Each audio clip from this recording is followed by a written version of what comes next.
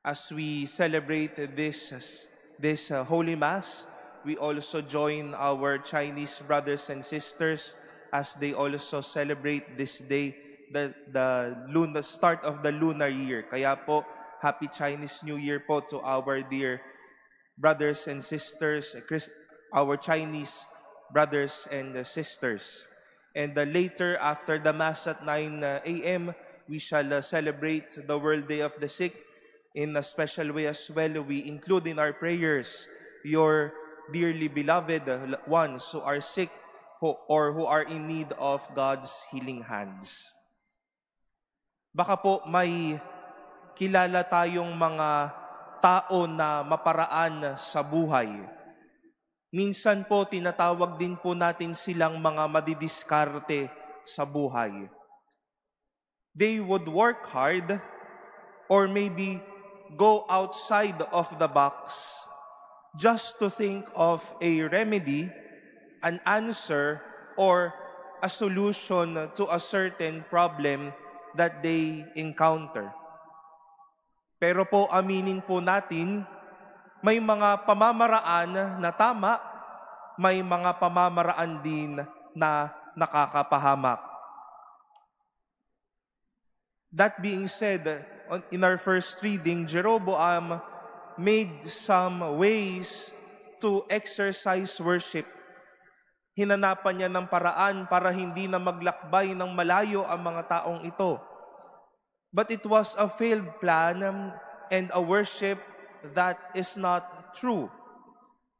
Nagtayo siya ng Diyos-Diyosan, ng mga pari, ng templo, at dahil dyan, nasabi nga po natin, ang maling pamamaraan nakakapahamak sa sarili at nakakapahamak sa karamihan. On the one hand, the action of Jesus in our gospel is very noteworthy. Sumunod po sa kanya yung mga tao. Mahaba yung nilakbay ng mga tao. Gutom na yung mga tao. Marahil mabigat na yung dala-dala ng mga tao. Nagkakandagulo-gulo sila dahil hindi na sila magkandaugaga. They were like sheep without a shepherd. But it was not the intention of Jesus to set them free readily. But Jesus made a way. Jesus opened a miracle for them. All ate and were satisfied. All became well again. Mga kapatid, may mga tao na ginagamitan ng diskarte at paraan ang buhay. Madami naman din po na natututo paano gumawa ng mga pamamaraan sa buhay. Kung gagawa man ho tayo ng paraan, isipin po natin ang ikabubuti ng iba.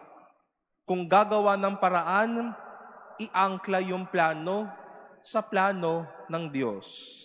Kung gagawa ng paraan, huwag yung ikasisira ng iba. Kung gagawa ng paraan, yung ikasasaya ng lahat. Let us learn from Jesus, from this story of the multiplication of the loaves and fishes. In the midst of the chaos and the needs, His plans and ways were not to let His people down or dismayed, but His plans and ways were to make them full, happy, and contented.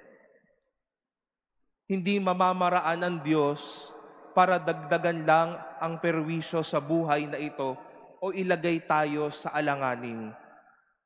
But when God directs a plan, when God directs a way, He wanted our wellness. He wants our own good. When God directs a plan, miracles will continue to unfold.